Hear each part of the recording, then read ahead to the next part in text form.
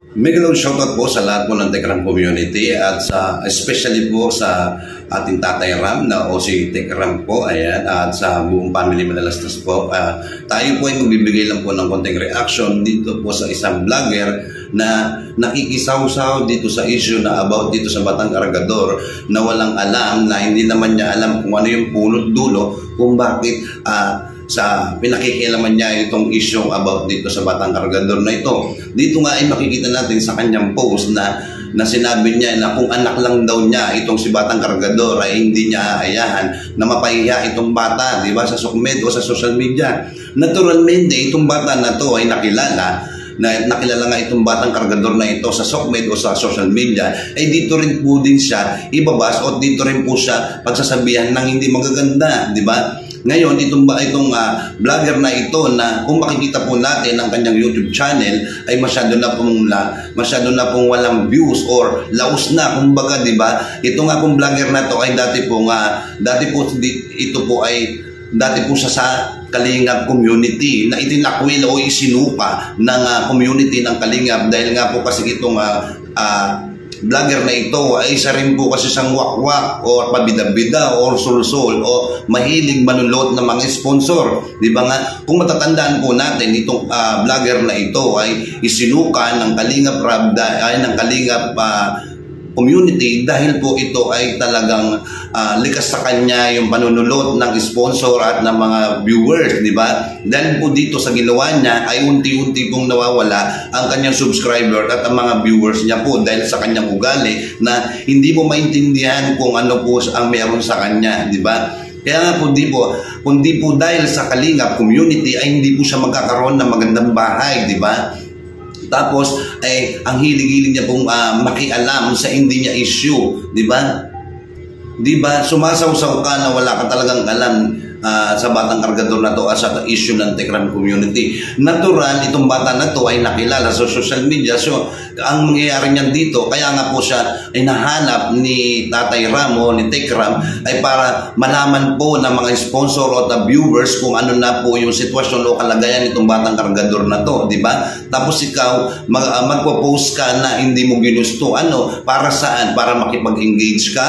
Para kumita ka din, di ba? Na sa gustuhan mo, nasabi mo na hindi ka pumapatol, para saan? Kaya ka nga nag-post dahil gusto mo lumaki yung followers mo na makakuha ka ng mga followers. Pero mali, dahil sa pag-post mo, lalo kang mababas o lalo kang malalaos o lalo kang mapapasama dito dahil sa ginagawa mong paninira kay Tatay Tekram o sa community ng Tekram, di ba? Gagaya niyan, di ba nga, nasabi nga dito sa Kalingap community ay ikaw nga ay likas na patola o mapag-post o manunulot ay sa kang wakwak. Ano ba? Dahil ba kaya ka nga nag-post ng ganyan? Para saan? Or baka binayaran ka na rin ng mga wakwak para sulutin ka nila, di ba? Sa bagay, ganyan naman po ang nangyari dahil nga itong Batang Cargador na ito, nakuha rin sa pera, nasulot, di ba? Kumbaga, nasulot itong Batang Cargador na to dahil sa pera, di ba? Kaya ikaw din, siguro ganyan din yung ginagawa mo dahil gusto mo magpasikat dito sa mga wakwak na ito na kung sino man yung tumangay dito sa Batang Cargador na to dahil baka binayaran ka na rin or bayaran ka na rin, di ba? Tapos, di ba kung matatandaan natin ay nagmakaawa ka na pinagtatanggol ka, di ba, ng mga kapwa mo dating vlogger na kung bakit isinuka ka ng mga Kalingap community, di ba? Dahil sa'yo din naman, di ba, nasabi mo pa na-depress ka, di ba? Nade-depress ka dahil hindi mo alam yung ang ginagawa mo. Dahil saan? Kaya ka nade-depress dahil sa kagagawan mo din, di ba? Para saan? Di ba? Kung bakit na-depress ka sa ginawa mong panunulot, paninira, pakikisawsaw, pabida-bida, di ba? Nanunulot ka ng mga sponsor ng Kalingap community. So yun, di ba, kung matatandaan po natin dito sa vlogger na ito ay kaya nga po talaga siya nawala dyan dahil dyan nga po yung kanyang issue niya po na manunulot ng mga sponsor, di ba? Dahil para saan?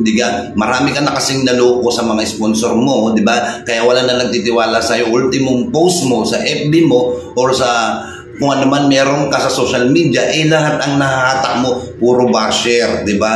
Kaya ngayon, sumasawsaw ka dito sa Tekram community. Para saan? Gustong mabuhay?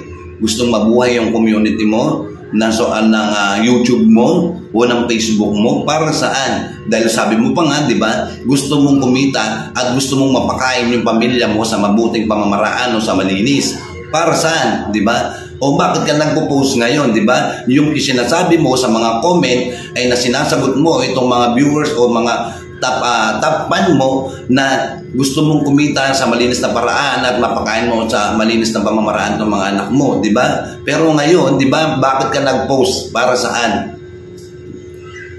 At ngayon, di ba, dinamay mo pa si Kuya Luis na nanahimik na sabi mo parang sa pilitan na ayaw tumanggap ni Kuya Luis na ilagay o mapalagay yung mic, di ba? Sa bagay totoo naman yung sinasabi ng ibang vlogger, di ba? Kaya nga charity vlogger, di ba? Bawat vlogger po kung makikita po natin ay maglalagay po ng mic para maging malinaw po ang pag-uusap ng isang tinutulungan o ng isang vlogger na kakausap po na mag-uusap po sila ng maayos para maintindihan po kung bakit siya nagkaganyan. Di ba? Vlogger ka rin dati, dapat alam mo yan. Huwag kang tanga, di ba? Huwag kang bobo, di ba? Nasaan na yung utak mo?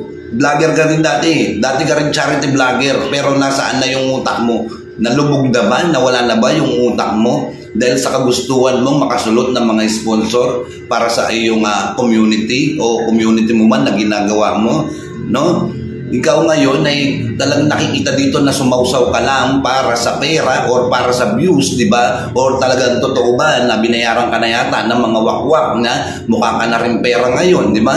Sa bagay, pare-pares naman kayo di ba? Kagaya ni Batang Kargador, ni Nanay Apple, umiral sa inyo, pinaandar ninyo sa isip ninyo pera para sa inyong kagustuhan o para sa sarili ninyong interes. Kaya ngayon itong ginagawa mo na sa pagpo-post mo ay sinisiraan mo, hinihila mo pababa si Tatay Tekram, hindi mo magagawa na hilahin mo pababa si Tatay Tekram dahil lang sa pagpo-post mo. Kasi maraming nagtitiwala at maraming nagmamahal kay Tatay Tekram. Isa na ako doon na nagmamahal kay Tatay Tekram at ngayon at hanggang ngayon ay papatuloy ko pa rin ang pagdidepensa o pagtatanggol kay Tatay Tekram. At nandiyan din po ang lahat ng viewers ng Tekram na umatanda po silang sumuporta sa kanya na ipagtanggol din po siya. Kaya hindi kayo magwawagi, di ba? Dahil sa kagustuhan ng kumita na gusto nyong kumita sa inyong mga content, di ba? Pero sumausaw kayo na wala kayong alam, nagpakatanga ka, nagpo-post ka na hindi mo alam yung punot dulo.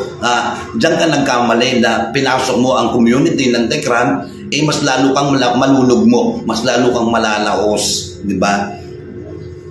Kumbaga, digital ang karma Kaya ngayon, karma ka na ngayon lalo. Kung makikita mo sa post mo, di ba? Pinapatulan mo ang mga takpan mo, mga nagko-comment, di ba? Talagang wala talagang makikita doon sa post mo na bawat magko-comment doon na walang pumapanig sa'yo, puro basher na lang di ba? Kasi nga, hindi nila gusto yung ginagawa mo. Kaya nga, di ba? Hindi nag-glow, hindi tumaas, o sabihin na natin tumaas ang inyong subscriber na sa YouTube mo, 100.7, di ba? Pero nasaan yung 100,000 na 0.7 mo na viewers? Nasaan na? Di ba? Walang views, di ba? Mag-live ka, mag-content ka, wala kang views, di ba? Masasabi dito na laos ka. Kumbaga, robot lang ang naging subscribers mo sa YouTube mo, di ba? Di ba? Ayaw mong kumita sa maraming pamamaraan, pero pag nag-my day ka diyan, 'di ba? Automatically, pwede yan or mag-post ka sa iyong page o sa Facebook mo, pag nag-post ka diyan, ay automatic pwedeng kumita yan ng pera, pwede silang mag-send ng star sa iyo, nakikipag-engage ka, 'di ba? Yun po yung sinasabi dito for the revenues, 'di ba? Para ma-access o maging partner ka ng Meta, 'di ba? Sana patunayan mo din na yung sinasabi mo na ayaw mong kumita sa maruming pamamaraan, di ba? Pero ngayon, bakit ka nag-post? Yun na lang ang basihan natin dito, di ba? Nakikisawsaw ka kasi, yun lang yung totoo dito. Sumausaw ka na hindi mo alam yung punot dulo. Siguro, binayaran ka na talaga o gusto mong tumawag ng pansin dito sa mga wakwak para bayaran ka na para ipagtanggol mo sila o ipag-depend mo sila. Pero ikaw lang naman di ba? Siguro silaw ka sa pera, wala ka na sigurong pera, di ba? Siguro sa pagiging depression mo, nagka-depress ka na dahil di mo na kaya yung mga problema mo, ultimong utak mo, di ba? Para ka ng utak mong guloy, di ba? Sorry to the words po, pasensya na po, disclaimer lang po sa nabanggit ko pong mongoloid, ha. Kumbaga dito kasi para kang eng-eng na hindi maintindihan, di ba? For the views, basta pag na-post ka sa page mo o my day mo, automatically yan, kikita na ng pera yan or ng dollars. Kasi yan po yung sinasabi ng engage para sa mga kapwa vlogger.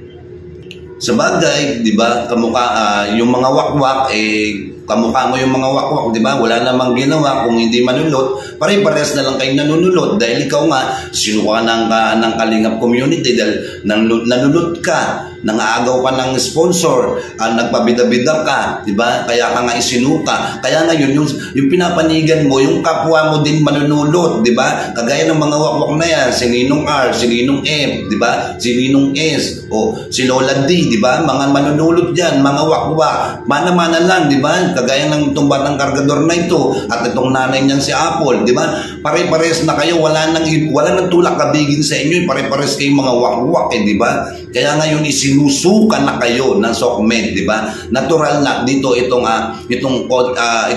batang na ito ay public figure, kaya dapat ito pinag-uusapan para malaman po ng sponsor kung nasaan na itong batang kargador na to, kung ano na yung kanyang buhay, di ba? Dahil sa pananatili ni Tatay Tekram ay luminis, umayos, naging mabuting bata, pero ngayon binakuwak nila siya ng utak, wala na. So it meaning to say,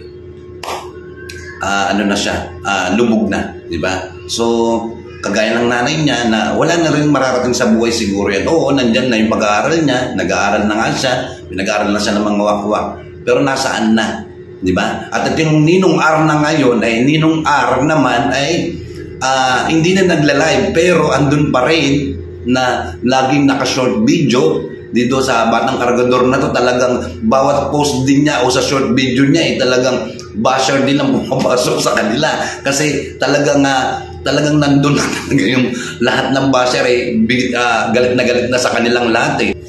At ito naman din, itong si Ninong Stephanie ay hindi rin tumitigil sa kanyang post. Diba?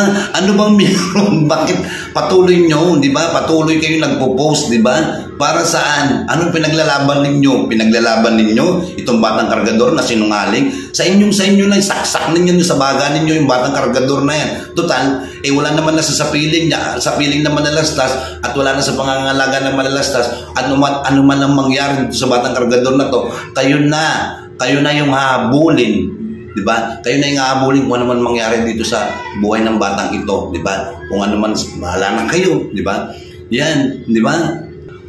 Ayan, sa viewers, ayan po, di ba? Sa viewers po ng Rolly TV Vlogs po ay dadagdagan ko na lang po ito, at bukas po ay pag-usapan na lang po natin sa ating live, di ba? Tuwing ano po yung live po natin ay umaga po, alas 9 po ng umaga. Doon na lang po natin ipagpatuloy kung ano man po yung mga nasabi natin dito. Bibigyan po natin ng linaw, i-may-mayin po natin. Sa mga hindi pa po nakapalo sa ating page, sa Rolly TV Vlogs, or subscriber sa ating YouTube, ayan, sa lahat po ng gustong mag-komento, magbigay ng opinion at reaction, dyan po sa comment section, malaya po kayo mag-comment dyan, at bibigyan po natin ng ating sagot dyan, or sasagutin ko po kayo isa-isa dyan sa ating comment section. Yan. So, yan lang po ang ating upload video ngayon.